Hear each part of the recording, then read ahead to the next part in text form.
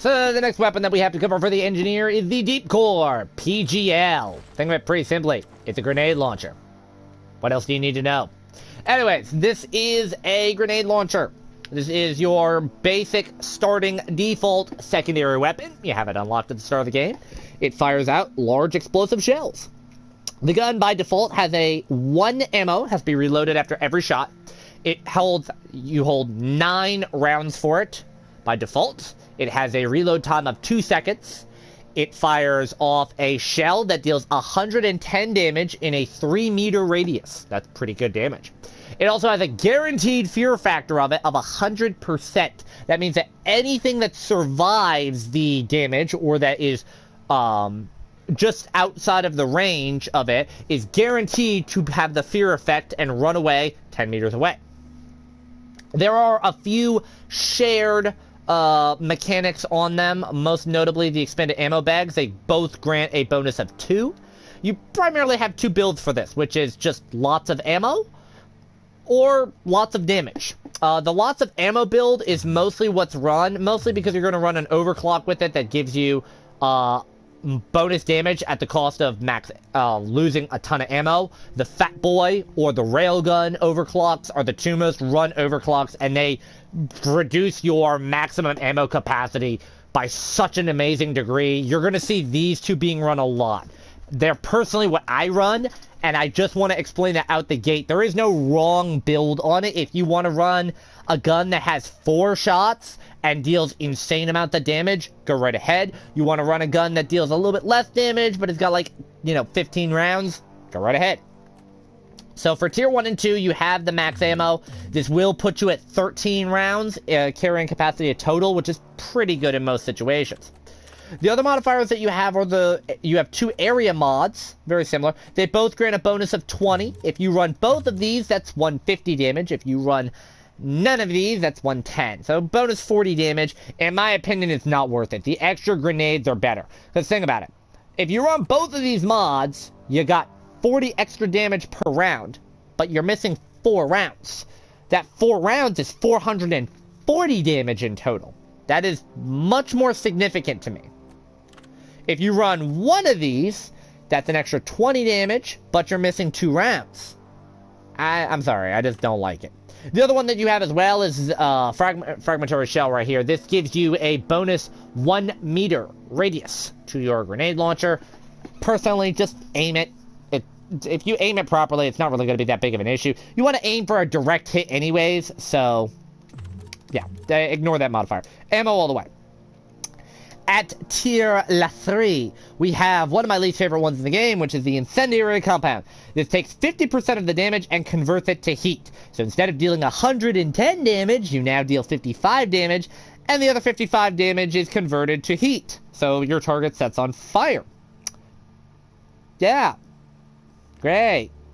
I'm running a grenade launcher that now sets things on fire instead of blowing up. I want big gun go boom. I don't want this. This mod sucks. You also have the high velocity grenades, which gives you projectile velocity. This does not affect the arc. It simply means that they travel faster. However, I'm a grenade launcher person. I've been playing around grenade launchers for years. I understand that grenades have an arc, and you have to time it, and there's a projectile time, and it flies, and it hits. I'm used to aiming around that arc and that timing.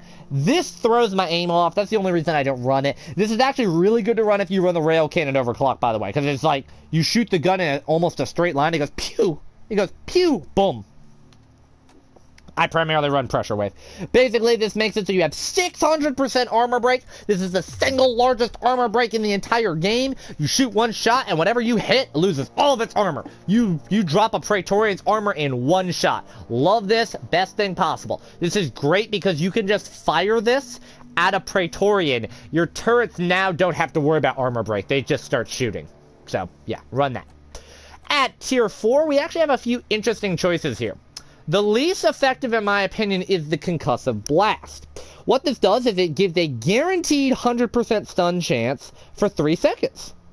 That is relatively nice, but it coincidentally removes the fear if you do. Now, you still keep your 100% fear chance, but the thing is, the fear factor goes out in that 3 seconds.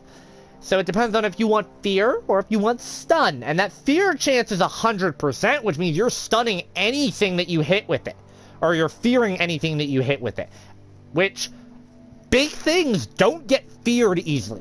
There are very few things in the game that have a guaranteed 100% fear chance. Oppressors don't get feared. Other things like Praetorians have a 50% fear chance reduction. Okay? This is a guaranteed fear. I would take that over the stun chance. These two are kind of up in the air. Now, I personally like Nails and Tape. Nails and Tape gives you your 1 bonus effect radius. It's the same thing that Fragmentary Shell did, right? So you get that right here. If you want to run that and you get, you know, like 5 bigger radius, I'm not really a fan of that. Unless you're running a Fat Boy and you want to have, like, giant nuke range. The Homebrew Explosive is interesting. I played around a little bit. What this does is it changes how your damage works. So now you deal damage based off of a roll of the dice, alright? So it's inconsistent damage output. Every shot you fire has a chance to deal between 80% of its normal damage or 140%. Now, this does stack on your damage modifiers, by the way. So that can give you an insane amount of damage, potentially. If you run a 150 damage build, and you get the bonus 140% damage, that means you're going to deal... let's see if my math is correct. 320 damage per shot. However, it also has a roll of 80% damage. Well, that 80% damage is not great, because 80% damage, like if we were to just run it by default, right, at 110, this is your low end damage. At 110, 80%'s not great. Now we're looking at about 88, 90% damage instead of 110. So yeah, I mostly found that I was getting the lower rolls. Like 80 or 90 is a low roll. 100 is pathetic, right? If I got 110 or 120, I didn't really notice the damage change. If I rolled a 130 or 140, oh yeah, that's great. That's not really a gamble build. I'm not a big fan of gamble build. I'd rather take the extra explosive radius. You don't really miss if you do that. Last but not least, we have our tier 5 modifiers, and they are supposed to be like the mini overclocks. Remember that. Probably the best one, and the one I like, is Spiky Grenade. This gives you a bonus 60 damage on a direct impact. This does not change your area damage. This is just straight up, oh hey, I get 60 damage if I hit something directly, which is what I aim for anyways. Plus I get that 110 explosive radius. This is the most significant change in my opinion you can have, because it gives you such tremendous thing. And if you run the railgun modifier on this too, remember, that's going to add that 60 damage on top of that. Proximity trigger. This changes it so that now your weapon is a proximity grenade launcher. The way it works is it gives you a slightly bigger explosive radius. It has to stop and arm for 1 second.